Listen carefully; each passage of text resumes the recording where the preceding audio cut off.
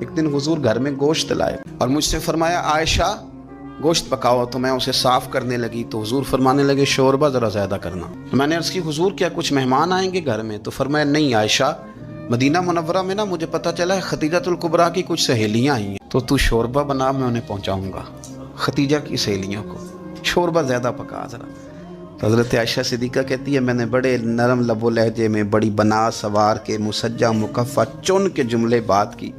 میں نے عرض کی حضور سنا ہے وہ آپ سے 15 سال عمر میں بڑی تھی، نکاح بھی پہلے ہو چکا تھا، اور بتاتے ہیں لوگ کہ بظاہر کوئی حسن و جمال بھی اس ماحول کا نہیں تھا۔ حضور اللہ نے آپ کو جوان اور خوبصورت بیویاں دی ہیں، پر میں جب بھی سنتی ہوں جناب ختیجہ کا ذکر ہی سنتی ہوں۔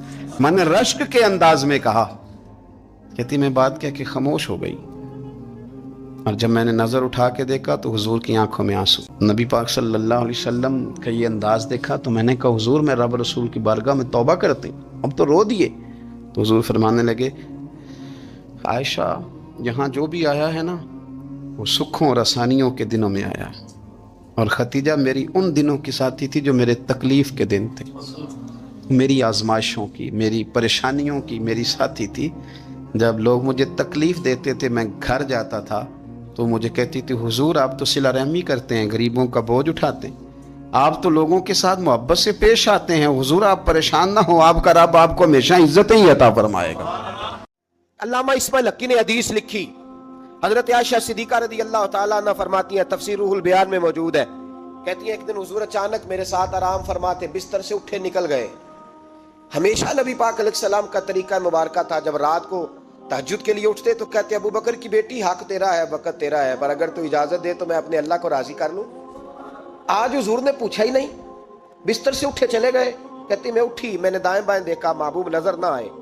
حضور کی طامت استعمال شدہ پڑی تھی، وہ طامت میں نے اٹھا کے اوڑھ لی اور میں نکل گئی حضور کو تلاش کرنے۔ کہتی ہیں جب میں باہر گئی مسجد نبوی شریف کے ساتھ جنت البقیع کی جانب، نبی پاک سجدے میں تھے۔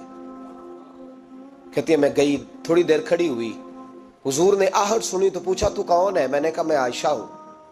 تو محبوب نے فرمایا یہ عائشہ کون ہے؟ میں نے کہا یا رسول اللہ میں آپ کی زوجہ۔ فرمایا زوجہ کیا ہوتی ہے؟ یا رسول اللہ میں ابو بکر کی بیٹی۔ تو نبی پاک نے فرمایا یہ ابو بکر کون ہے؟ حضرت عائشہ کہتی ہیں میرا کلیجہ پھٹنے کو آیا، میں وہاں سے پریشان حال واپس آئی۔